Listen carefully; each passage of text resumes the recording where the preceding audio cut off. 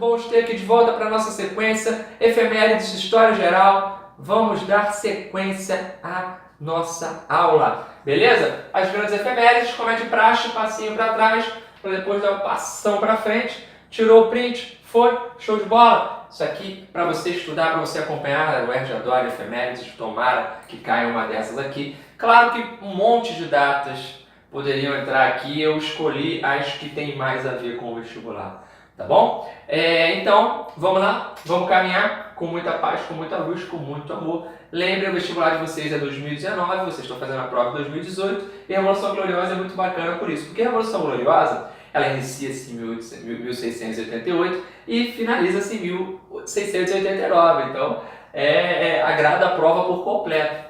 Em 1688, perdão, é o início desse movimento. O que foi essa Revolução Gloriosa? Ela está inserida no contexto das revoluções inglesas. Você já deve ter ouvido falar, já estudado. Revoluções inglesas, Revolução Puritana e Revolução Gloriosa. Né? É aquele encaixe. Revolução Puritana adiante, você tem o Oliver Cromwell que cai, depois vira uma ditadura com ele, né? Atos de navegação, fortalecimento da marinha, a Inglaterra começa a se fortalecer. E depois, mais para frente, já no final do século XVII, a gente tem o fortalecimento final desse caráter, porque a Revolução Gloriosa ela vai simplesmente romper com o absolutismo monárquico e dar maior poder ao parlamento. Né? Ou seja, através de uma presença burguesa no parlamento, o absolutismo vai cada vez ficando mais enfraquecido. Se chama Revolução Gloriosa por não ter derramado sangue. Então, por isso, entrou para a história como uma Revolução Gloriosa, ou seja, a partir daqui a Inglaterra está pronta, a Inglaterra está preparada para fazer uma Revolução Industrial. E por isso que a gente tem que lembrar, a gente não pode esquecer que o século XVIII, essa Revolução Industrial, esse fortalecimento inglês no século XVIII, tem raízes com essas revoluções inglesas, com a Revolução Gloriosa do passado. É através do controle da burguesia dos aspectos políticos, dos órgãos políticos, que vai ser possível uma revolução industrial, por exemplo, quando eles fazem lá o cercamento dos campos, quando eles fazem uma série de leis que vão agradar a esses burgueses, a esses capitalistas que estão por ali, crescendo, já tentando estabelecer a industrialização na Inglaterra. Show de bola? 1838, andando mais um pouquinho, temos o cartismo, a Carta do Povo, de 1838. O cartismo é um movimento que começa já em 1830, ali pela década de 1830, um movimento que vai pedir participação dos proletários, onde? No parlamento. Vai pedir participação política aos proletários.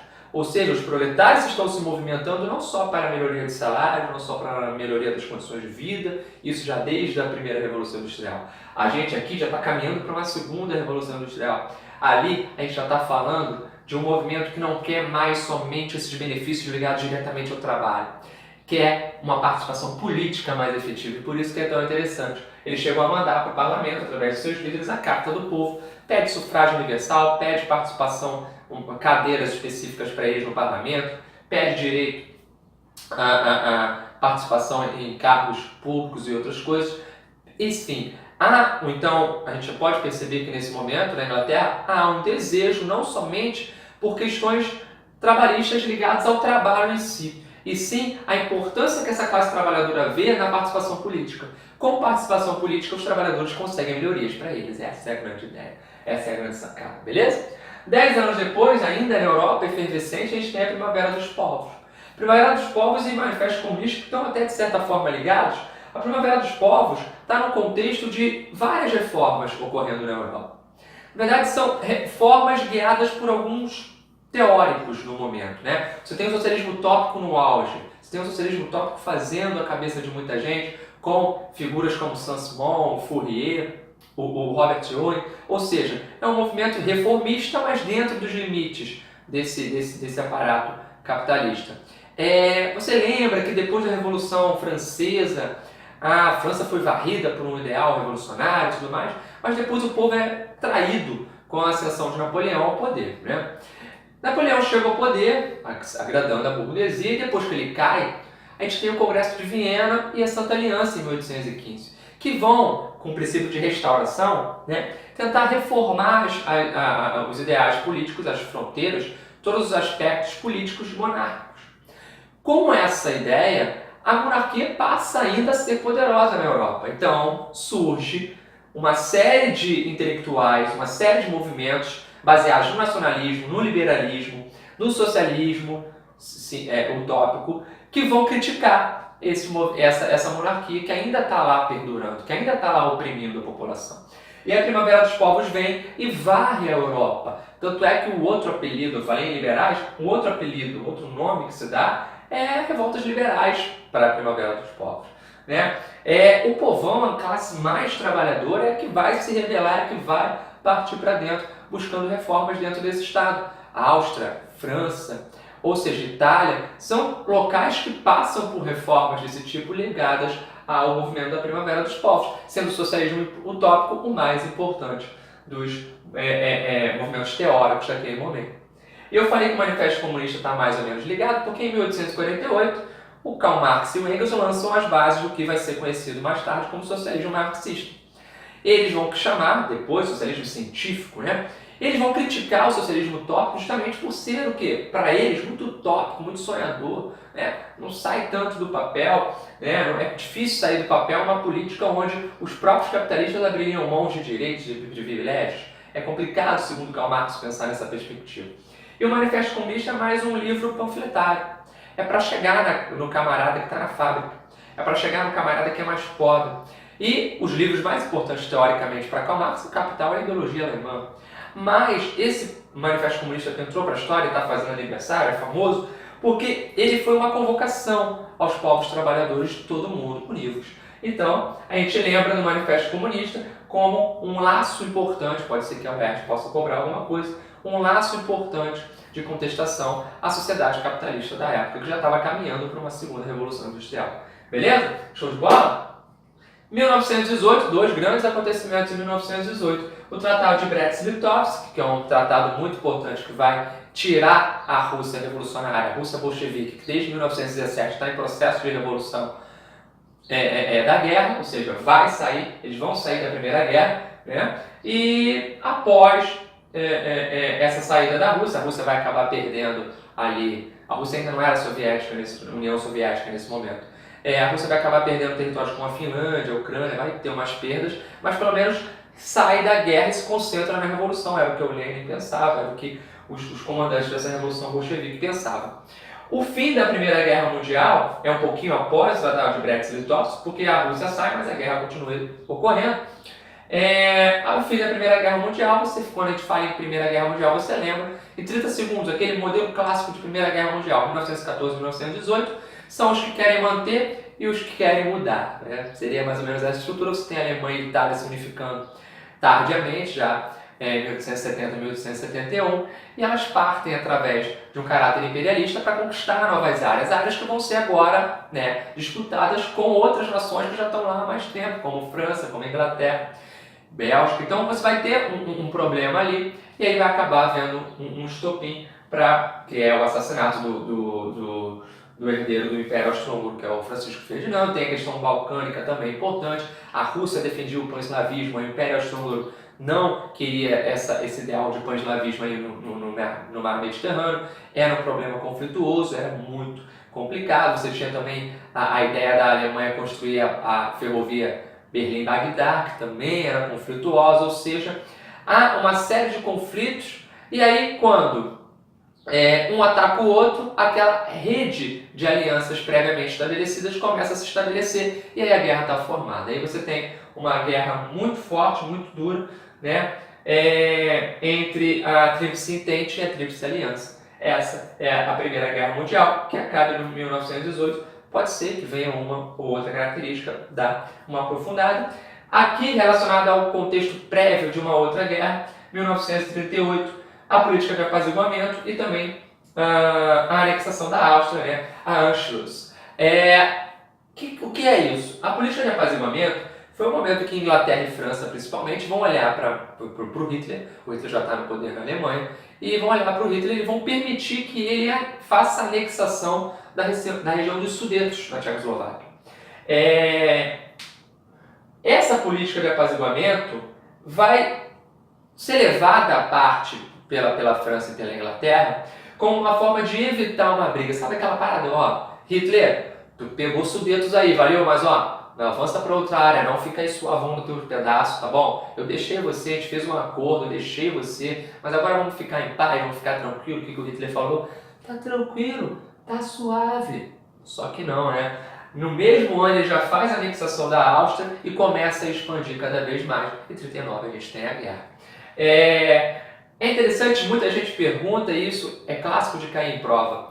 Por que a Europa viu a ascensão do nazifascismo, viu a ascensão principalmente do Hitler, do nazismo alemão, e não fez nenhum contra-ataque para tentar barrar? Porque o nazismo era basicamente contrário ao comunismo. Então, naquele momento, eles viam a ascensão do nazismo como uma forma de segurar a ascensão do comunismo, que estava em auge lá na União Soviética. Ou seja, a galera falou, não, deixa ele crescer, deixa ele crescer. Ele é contra os caras, então a gente também é, então deixa ele crescer. Só que cresceu demais, né? Cresceu demais que incomodou as duas partes. Tanto é que eles acabam entrando em guerra, né? A União Soviética vai se unir, quem diria, né, a essas potências capitalistas para enfrentar o Hitler. Beleza? Show de bola?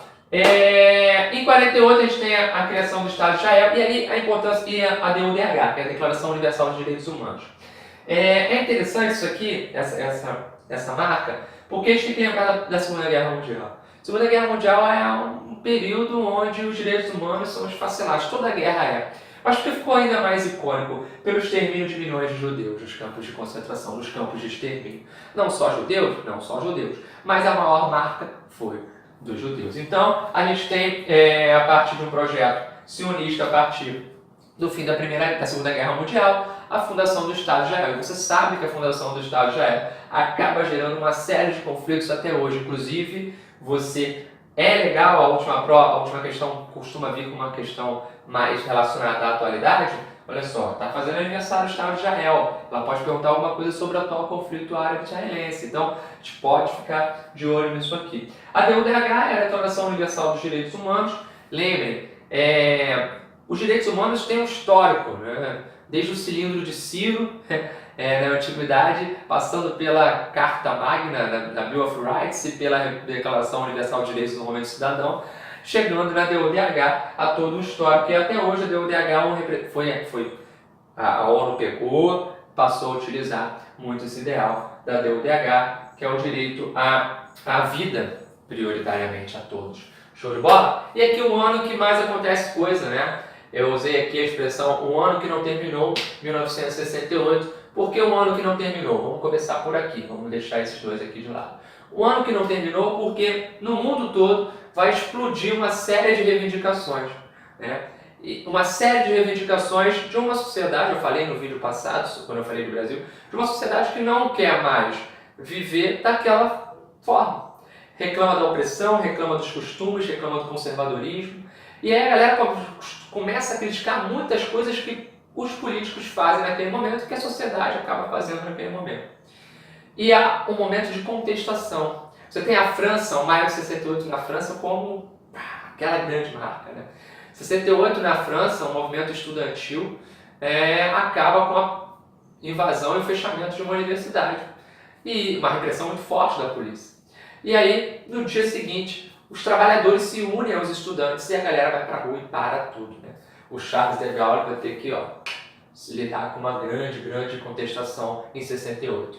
Beleza? Agora, Primavera de Praga, assassinato de Luther King, Apolo 8 e Oficina do Teto.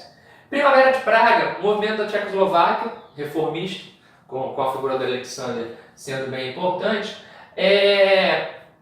A Tchecoslováquia não queria romper totalmente com o modelo soviético, queria somente um modelo socialista, mais humanitário, menos opressor, menos ditatorial. E aí eles acabam sendo invadidos pelas tropas do Pacto da Varsóvia. Você lembra do Pacto da Varsóvia, como você lembra da OTAN. OTAN de um lado, o Pacto da Varsóvia de outro são o quê? São ajudas militares, né? São corporações, né, militares para, de um lado, o capitalismo com a OTAN, do lado socialista, com o Pacto da Varsóvia, que invade a Tchecoslováquia. E é interessantíssimo, né? A galera, a forma como o povo encarou aquela invasão foi de forma extremamente nacionalista. Eles põem placas viradas para Moscou. Mentira, né? Eles viram as placas para Moscou, né? E aí acabam confundindo as tropas, sensacional, né? Eles fazem vários e vários textos escritos nos muros, nas casas, né? Não alimente os bichos, o circo de Moscou está na área, não alimente. É incrível essa resistência, mas acabou sendo bem dura a repressão e entrou para a história a Primavera de Praga. O assassinato de Luther King, você tem que lembrar que Luther King foi uma figura simbólica na luta pelos direitos civis na sociedade dos Estados Unidos, né, em favor dos negros. Ele era um pastor, ele era um cara extremamente pacifista, não acreditava no radicalismo. Um grande opositor a ele nessa questão, pelo menos da paz, da violência, era o Malcolm X, sendo que o Luther King teve um destino bem violento, foi assassinado quando estava na sacada de onde ele estava dormindo. Apolo 8 é um acontecimento bem importante também em 68, porque foi a primeira vez que alguém circulou a Lua. Não chegaram a pisar, mas chegaram a ver a Lua, né?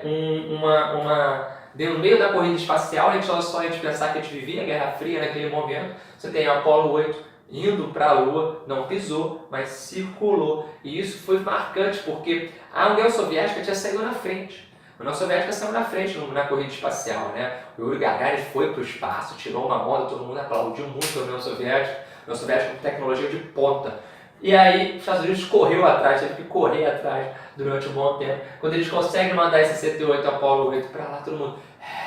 glória, os Estados Unidos é melhor, os Estados Unidos é incrível, ninguém para. Esses norte-americanos, né? Eles chegaram lá, né? Não confunda, não desceu, tá? Só 69 que eles vão para a Lua. Mas eles vão chegar lá, isso vai ganhar uma repercussão na mídia muito forte, né? Mas ao mesmo tempo que em 68 os Estados Unidos é muito aplaudido por essa missão espacial, ele também é muito criticado, né? Em 68 acontece um fato crucial para os Estados Unidos acabar perdendo a guerra do Vietnã, que é a ofensiva do Tet, que é quando o Vietnã do Sul recebe um ataque muito duro do Vietnã do Norte, né? A capital Saigon é invadida, a embaixada dos Estados Unidos é invadida e a política,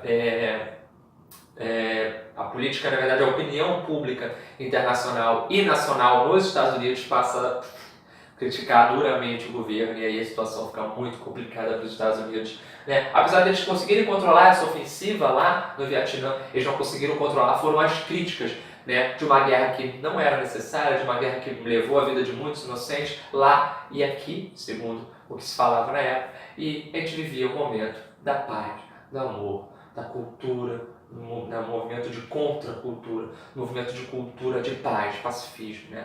E nada de guerra. E os Estados Unidos sofrem muito, né? Interessantíssimo. Show de bola? Espero que você tenha gostado. Vai com calma para a prova. Qualquer dúvida você posta aí, eu vou responder. A prova vai estar fácil, é muito específica. Usa o dia de amanhã para dar uma revisada até determinado horário, depois relaxa, dá uma relaxada para você ir para a prova bem, tá? Não vai com a cabeça muito pesada para a prova, não gosto, pelo menos eu, de ficar lendo ali antes da prova, não. Vai relaxado, a prova é específica de uma matéria que tu gosta, não esquece lá do seminarista, né? Para fazer uma boa redação, e estuda a sua outra específica também, tá bom? Grande força, grande abraço, tamo junto, depois tu comenta aqui como você foi na prova, tá bom? E continua seguindo a gente aqui. Valeu? Grande abraço, boa prova a todo mundo.